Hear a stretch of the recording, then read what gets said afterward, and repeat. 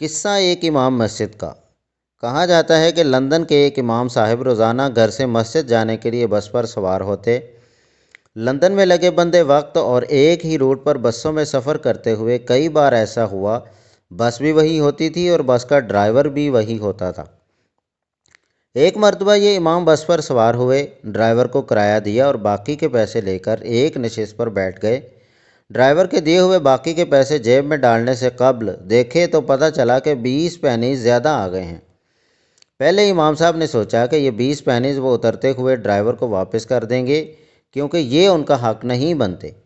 پھر سوچ آئی کہ اتنے تھوڑے سے پیسوں کی کون پرواہ کرتا ہے، ٹرانسپورٹ کمپنی ان بسوں کی کمائی سے لاکھوں پاؤنڈ کماتی بھی تو ہے، ان تھوڑے سے پیسوں سے ان کی کمائی میں کیا فرق پڑے گا، میں ان پیسوں کو اللہ کی طرف سے انعام سمجھ کر رکھ لیتا ہوں، اسی کشمکش میں واپس کروں یا نہ کروں۔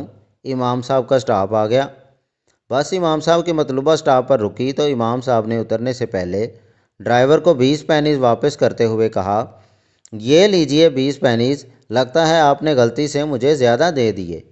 ڈرائیور نے 20 پینیز واپس لیتے ہوئے مسکرا کر امام صاحب سے پوچھا، کیا آپ اس علاقے کی مسجد کے نئے امام ہیں؟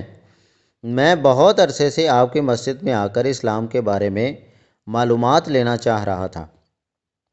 یہ 20 پینیز میں نے جان بوجھ کر آپ کو زیادہ دیے تھے تاکہ آپ کا اس معمولی رقم کے بارے میں رویہ پرکھ سکوں۔ امام صاحب جیسے ہی بس سے نیچے اترے، انہیں لگا جیسے ان کی ٹانگوں سے جان نکل گئی ہے۔ گرنے سے بچنے کے لیے ایک بجلی کے پول کا سہارا لیا، آسمان کی طرف منہ اٹھا کر روتے ہوئے دعا کی، یا اللہ مجھے معاف کر دینا، میں ابھی ابھی اسلام کو 20 پینیز میں بیچنے لگا تھا۔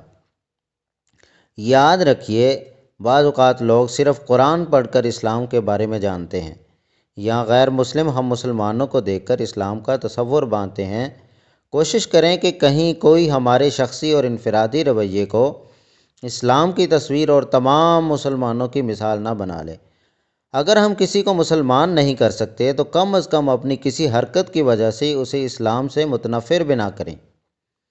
مزید ایسی پوسٹ حاصل کرنے کے لیے ہمارے چینل کو سبسکرائب کریں، ویڈیو کو لائک اور شیئر کرنا مت بھولیے۔